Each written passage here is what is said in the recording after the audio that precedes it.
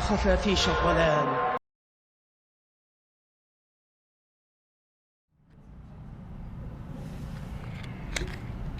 بسم الله الرحمن الرحيم. إن الحمد لله نحمده ونستعين ونستغفر ونعوذ بالله من شرور أنفسنا ومن سيئات أعمالنا.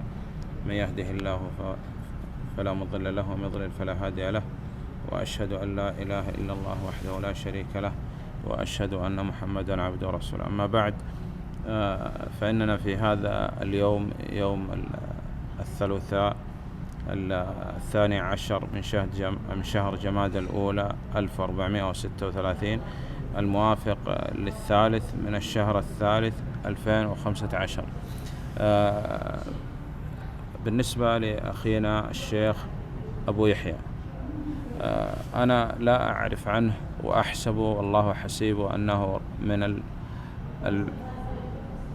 المجتهدين في الدعوة إلى الله سبحانه وتعالى، ويعني قد التقيت به في أكثر من مكان، في تركيا وفي أوكرانيا، وانتفعت به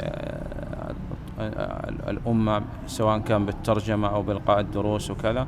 وأنا أوصي كل من يستطيع أن يلتقي به ويستفيد منه أن يأخذ منه العلم، وهذا الذي أعلم عنه، لا أعلم عنه إلا كل خير، وهو أنا أعلم من قبل من سنين وهو مشتغل في تعليم الناس وبذل كل ما في استطاعته لنشر سنة النبي صلى الله عليه وسلم. أحسب كذلك والله حسيبه، ولا أزكي على الله أحدا، والله أعلم.